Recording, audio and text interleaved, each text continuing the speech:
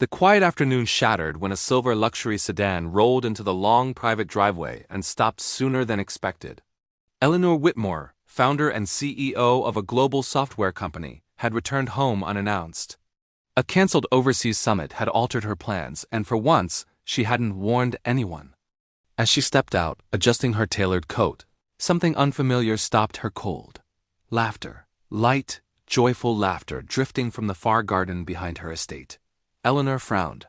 She lived alone. Her home was usually silent, polished, controlled, untouched by chaos. Curiosity pulled her forward. 6 months earlier, she had hired Caleb Ruiz as a night maintenance worker. He was quiet, reliable, and invisible in the way many hardworking people are forced to be. He never complained, never asked for favors, and always left the property spotless by morning. Eleanor had never asked about his life. She believed professionalism meant distance. But what she saw in the garden broke that illusion. Caleb sat on the grass, shoes kicked off, sleeves rolled up. Around him were 3 small children, triplets, no older than 5. They moved their hands quickly, laughing silently, faces glowing with excitement. Eleanor realized they were communicating in sign language. The children were deaf. Caleb held a garden hose, shaping gentle arcs of water that caught the sunlight and turned into shimmering rainbows. With one hand, he guided the water.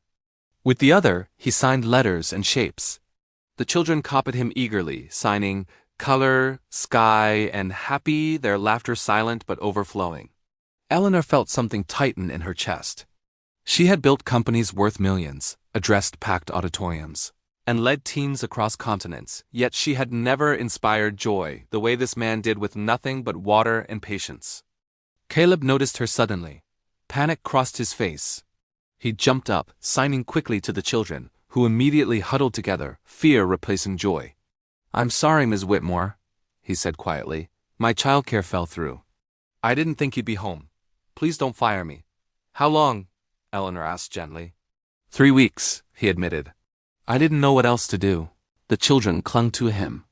Eleanor noticed worn shoes, mended sleeves, and the instinctive way they leaned toward their father. "Why didn't you tell me?" she asked. Caleb gave a tired smile. "People like you don't hire people with complications." The words stung. Eleanor thought of her late father, who once taught her that success meant lifting others, not standing above them. Somewhere along the way, she had forgotten. "What are their names?" she asked. "Lena, Mateo, and Raphael." Eleanor knelt to their level and signed slowly, imperfectly. "Hello, nice to meet you." Their faces lit up in shock and delight. That evening changed everything. The children explored the house. Laughter replaced silence.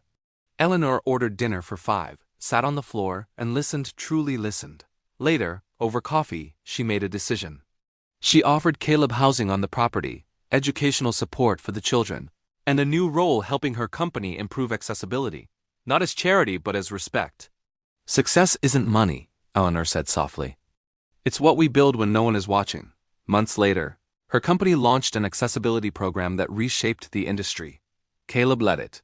The children thrived. And every Sunday, Eleanor joined them in the garden, learning to sign, learning to laugh, and remembering what real wealth felt like.